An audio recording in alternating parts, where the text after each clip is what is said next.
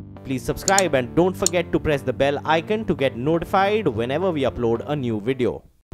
Supreme court की clear टिप्पणी अरविंद केजरीवाल के लिए एक बड़ी जीत हुई है आज के फैसले के बाद, और इसके बाद एलजी के लिए भी एक तरीके से सबक है, क्योंकि सुप्रीम कोर्ट ने क्लियरली डिफाइन किया है कि एलजी के अधिकार क्षेत्र में क्या क्या है और उन्होंने अभी तक क्या किया।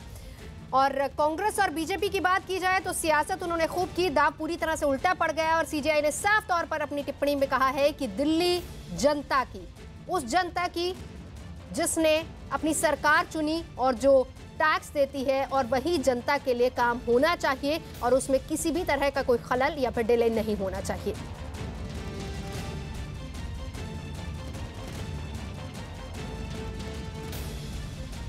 दिल्ली प्रदेश को दिल्ली को एक स्टेट बनाना सवाल ही नहीं है, क्योंकि हमारे यहाँ दिल्ली के केंद्र राजधानी तो दिल्ली में है, इसीलिए ये नहीं बन सकता है। तो वो तो बहुत बड़ी धक्का मिली है केजरीवाल को, उसके बारे में बोलता नहीं है वो। और बाकी चीज़ों क्या है कि वो जो कैबिनेट फैसला करेगी उसको मानना है। तो साफ क्लियरली सुप्रीम कोर्ट ने ये बात बता दी है 239A का जिक्र करते हुए, जिस पर आपको बताएं कि इससे पहले हाई कोर्ट में भी